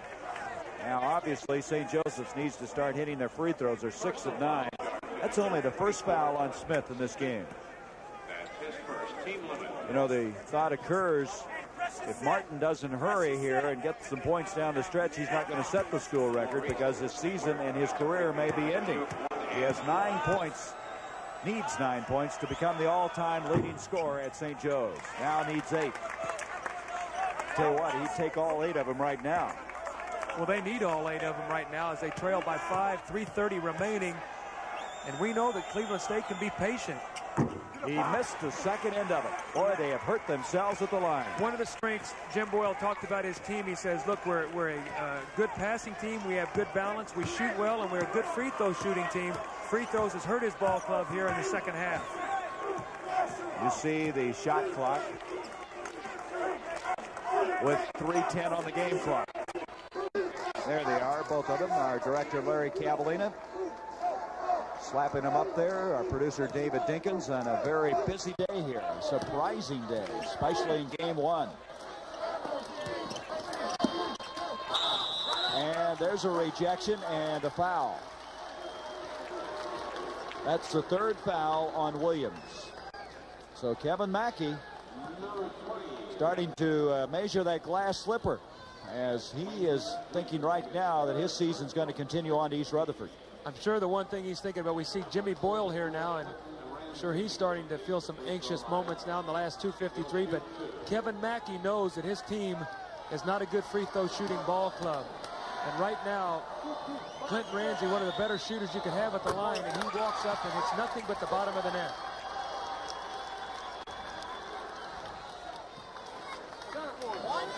Ramsey now with the 11 points, go with his 6 rebounds. I bet his brother Kelvin is very proud the way his team is coming on now.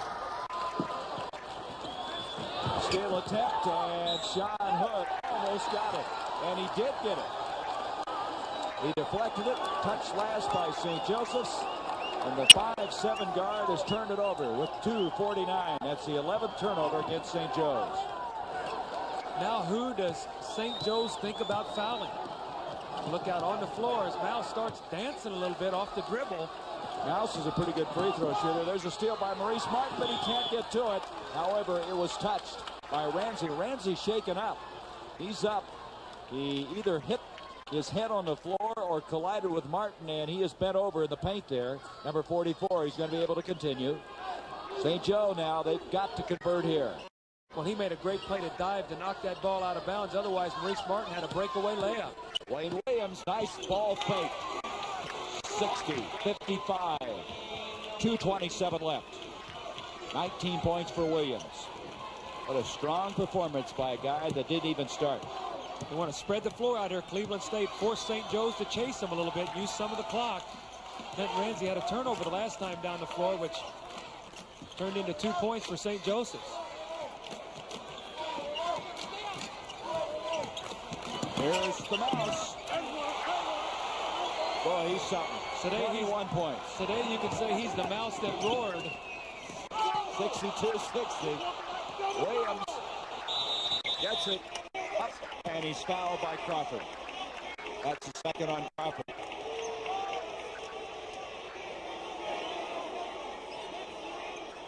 .151 left to go. And St. Joseph's huddling, and they need a few tricky plays right now to pull this one out. At the line will be Williams.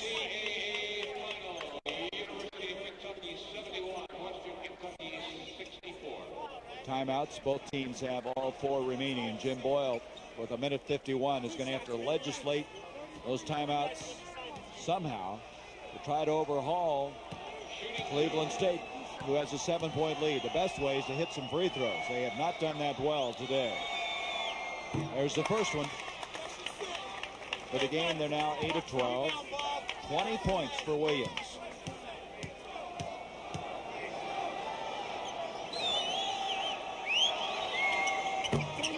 Timeout. There's the first. So Jim Boyle now will start putting the pressure on, utilizing the timeouts.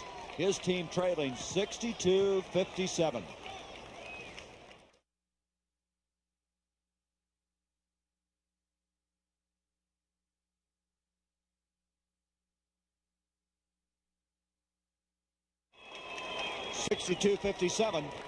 Cleveland State with the advantage, 151. There's the timeouts, and as we mentioned, both coaches very wisely saving them, and Jim Boyle in a catch-up posture. That's one of your best friends, is to have those timeouts right now. There is the final. Kenny Walker with 32. Kentucky over Western Kentucky. Walker's had just an outstanding year. Look at this now. North Carolina State has tied it up, and we understand there's 1 second left in overtime. I think Jim Valvano's not pacing the sideline. Mike Newell, the coach for Arkansas Little Rock. 1:51 to go. 5-point lead for Cleveland State.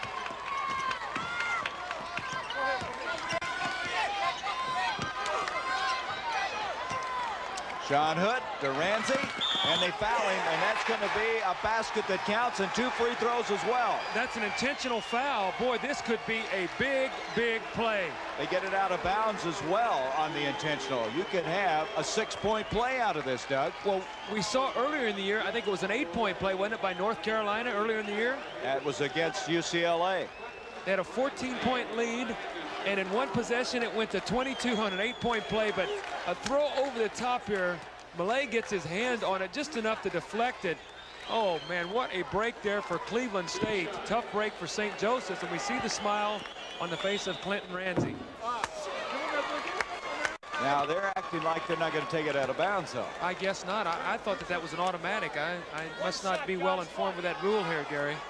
So I guess he's just going to have another free throw. Usually the intentional foul, you get the basket, 2 free throws, you get it out of bounds, or I guess the made basket took that off. And that's knocked out of bounds. 1:40 left to go in the game. Right now, Cleveland State, Gary, does not want to foul. They want St. Joe's to earn their baskets the hard way. That's from the outside, not let them get to the free throw line and stop the game. Wayne Williams not getting it. Martin tried to follow, and there's the foul you were talking about that they didn't want to commit. Clinton Smith committing the foul, his second. So Martin will go to the line. Now they go into double overtime. This guy'd like to get this game into overtime somehow. 11 points for Maurice Martin. He is 1 of 2 from the line. 65-58. St. Joe still has 3 timeouts to use.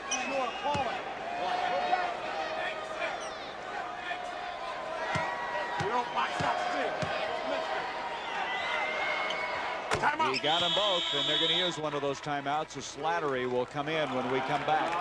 1:34 left in the game. 65-59. Doug, we are just getting a confirmation. It's what we thought. On that intentional foul, if the basket goes in, then you just get the 2 free throws and don't get it out of bounds. Right. If the ball had not gone in the basket, Cleveland State would have been rewarded or awarded 2 free throws and the basketball. As it was, they were only given an opportunity for the 4-point play, the basket, and the 2 free throws. So we wanted to clarify that and make sure that the viewers out there know the ruling. 2 timeouts left now for St. Joseph's. Cleveland State with 1:30 now, trying to kill that remaining time. And you're going to have a foul on Slattery, fouling Eddie Bryant. That's the second on Slattery. Bryant's a good free throw shooter, as Rodney Blake will come back in. They got Slattery in there really to just use him to commit the foul. They don't want to have Blake commit another foul, as he leads with his second. And at the line with 4 points is Bryant. This Cleveland State team is such a difficult team to try to pressure. You have Ed Bryant on the floor, who has outstanding quickness. You have Kenny the Mouse McFadden, Clinton Smith, Clinton Ramsey, 4 players with outstanding quickness who can all handle the ball. St. Joe's is going to have a very difficult time trying to force turnovers against that ball club. And it's back to a 7-point lead. Cleveland State, located in downtown Cleveland. They play in Woodling Gym, which seats 3,000. They used to be known as Finn College until 1964. And they're putting their program on the map right now as Bryant hits the second one. The all-time leading scorer at Cleveland State, Franklin Edwards, was a one-time #1 draft choice of the Philadelphia 76ers, now playing with the Los Angeles Clippers. And then there's Darren Tillis. He was the #1 pick of the Celtics, as I recall. Here's Bryant with the steal. And he's just playing keep away right now, and a foul will go on Arnold. That's his 4th. Well, we'll continue our coverage, and coming up on CBS, Auburn, who beat Arizona, and St. John's. Now, St. John's will be playing with an injured Walter Berry. He's having some ankle problems. Iowa State, who beats the Miami of Ohio club with a last-second shot against Michigan, and that's Johnny Orr at Iowa State coaching against his former team. Time permitting, we might take you to the finish of that North Carolina State-Arkansas Little Rock game that's in double overtime. We're Jersey bound, that's right. East Rutherford, the Meadowlands, is where Cleveland State will go if they hang on here. What do you think the odds were when this regional started that Navy and Cleveland State would advance out of this Syracuse region? Slim and none. A 10-point lead with 1:11. Wayne Williams rejected beautifully that time by Crawford. Saved into Clinton Smith. Watch this. Oh, and they're celebrating in Cleveland as well as here, Cleveland State. Williams on the drive. He scores, and he's fouled by Crawford with 53 seconds. Well, that was a rather impressive move by Clinton Smith. Great shot block. Great recovery by Ken the Mouse McFadden. A long full-court pass to Clinton Smith, and he punctuated it with a flying slam dunk with a right hand off the wrong foot. Let's watch this play develop. Great shot block in there. Bob Crawford knocks it loose. The Mouse McFadden fires a deep pass. Clinton Smith, let's watch. He's going to jump off the wrong foot. Right hand, right foot, about a 180-degree dunk, and there's some excitement right now in Cleveland. Is that one of those rumble moves that you was talked a rumble. about? That was a rumble right there. I just wanted to check it out. 71-61 here with 53 seconds. St. Joseph's with Williams at the line. He has 23 points. His career high is 24, and didn't tie it. He missed that one on purpose, trying to get it back. Didn't work. Flint commits a foul. So we still have 51 seconds. That's Flint's second foul.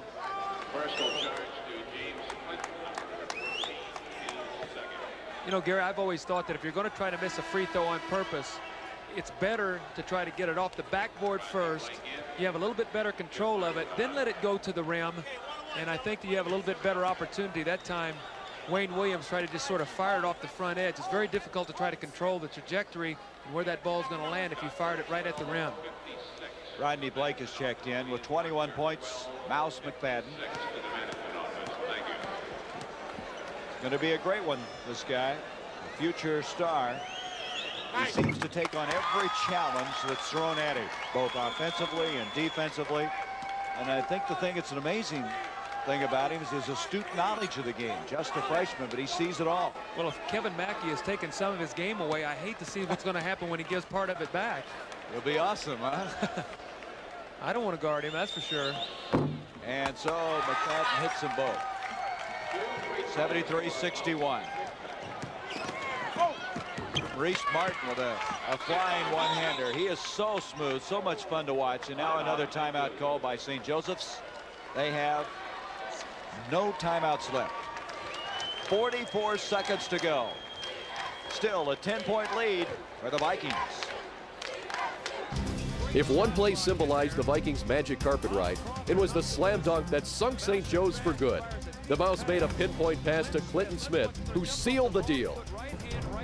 It's a great play where Ken McFadden spots Clinton Smith streaking down the floor. He hits him with a perfect pass. Pass Bertie Kosar would have been proud of. Clinton goes in for the dunk. It's a great awareness play by both players. It's the kind of play that winning teams make in winning time. Mouse could pass, all-time leading assist guy, and Clinton could finish. When Clinton Smith slammed that basketball home, that certified the win. That was it. That play was it. And you could see in the body language of the St. Joe's players that by the time that ball hit the floor after Clinton Smith dunked it, the game was over. I remember specifically thinking, all right, we're going to advance out of Syracuse. We have a chance to really do some damage in the NCAA tournament.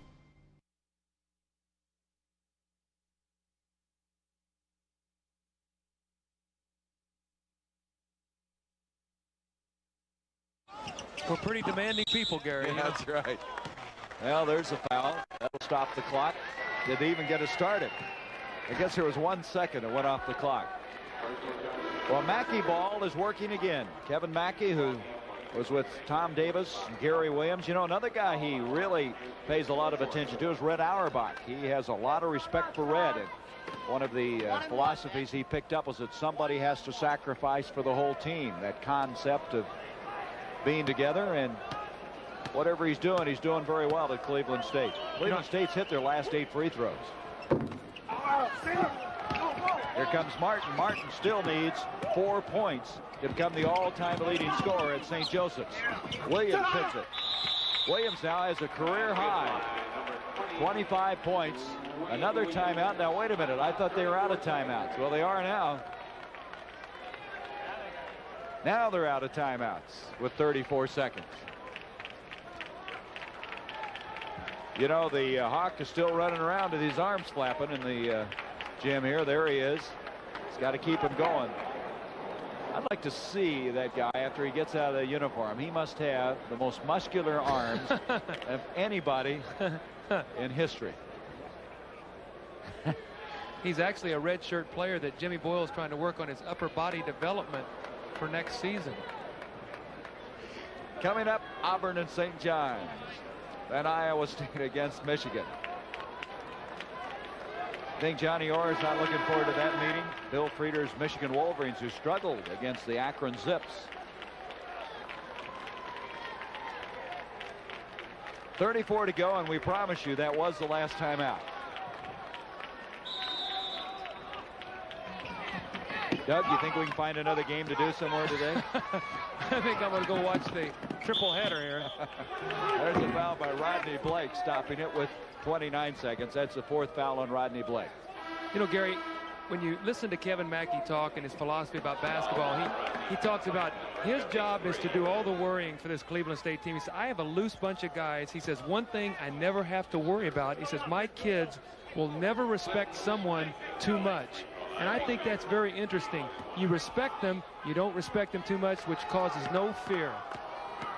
Well, and you could very easily have been intimidated by Bob Knight in Indiana if you want to take that a step further. Maurice Martin to Blake with 24 seconds. Rodney Blake nails it. 73-67 with 20 seconds. Cleveland State gets it in to Crawford. Back to Ramsey, and he's fouled by Wayne Williams. That'll be the 4th foul on Wayne Williams. We welcome those of you who have been watching that North Carolina State-Arkansas Little Rock game in double overtime, won by the Wolfpack. We have 13 seconds left in this one. Cleveland State, who's fast becoming the Cinderella team now in this 1986 tournament field, defeating St. Joseph's 73-67 to add to their impressive win Friday over the Hoosiers of Indiana. As Cleveland State, you're looking at Kevin Mackey, their young coach, ready to post their 29th win of the year against only 3 setbacks. Jim Boyle of St. Joseph's, his team's season coming to an end. As Cleveland State, the Vikings, unheard of, relatively unknown, now on the basketball map. They have certainly got the attention of the basketball world, and they're jersey bound to the Meadowlands in East Rutherford. They will meet Navy, who earlier today pulled a major upset, defeating Syracuse on their home floor. I'm Gary Bender along with Doug Collins. And Doug, this will be the 3rd Atlantic 10 team to be eliminated from the tournament field. It's all over. Cleveland State 75. St. Joseph's 69. And yes, Cleveland State is for real.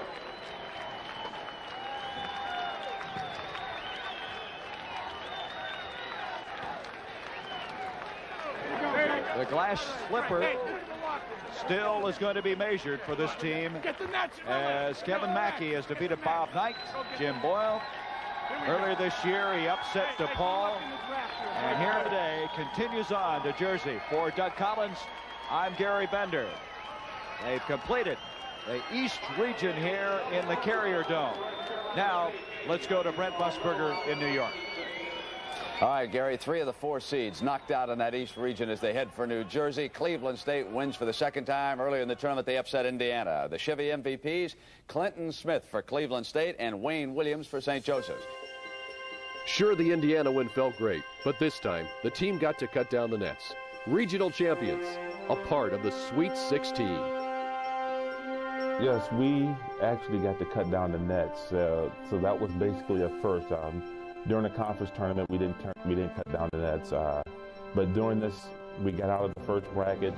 We cut down the nets. None of us knew that we could actually cut the nets down because we won that region.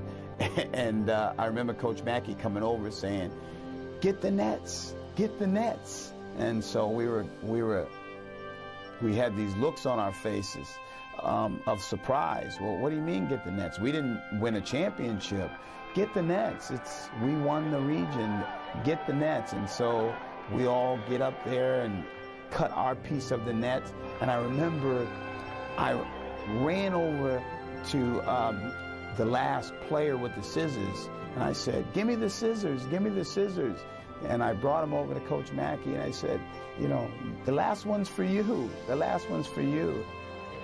The celebration turned to a new focus, Navy. But not before coming home to Cleveland for a hero's welcome. The Vikings were the kings of the North Coast.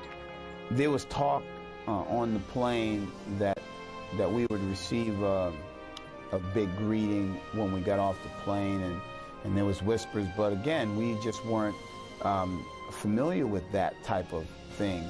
When Cleveland State came back from Syracuse, there were hundreds of people at Hopkins waiting for them. Overnight, they'd become the biggest and best story in town. People were really jazzed about Cleveland State. And we got off the plane, and the people mobbed us. And it was great. It was quite a special feeling. I get tears in my eyes today even thinking about it. I knew people were going to be excited and the whole thing, but I couldn't believe how crazy it got. You didn't know what to expect next. I mean, you're driving down the street and people are blowing their horns, waving at you. It was just complete pandemonium around here. People just loved it. We loved them. It was just something that it's a once-in-a-lifetime type of feeling. They treated us like rock stars. They treated us with great respect. They yelled wonderful, wonderful things, and they truly believed in us. It was great for the town. I mean, Cleveland is a great sports town, and they've had so many heartbreaks in the sport, in the sporting life. It was just great to see them. Great to see the town happy and celebrating. The city went crazy over the Cleveland State Vikings. Students even stormed one of the practices for an impromptu rally. It was great, but the problem was the Cleveland State Vikings perhaps couldn't focus as much on their next opponent until they got to New Jersey. And for Cleveland State, the Sweet 16 would turn sour.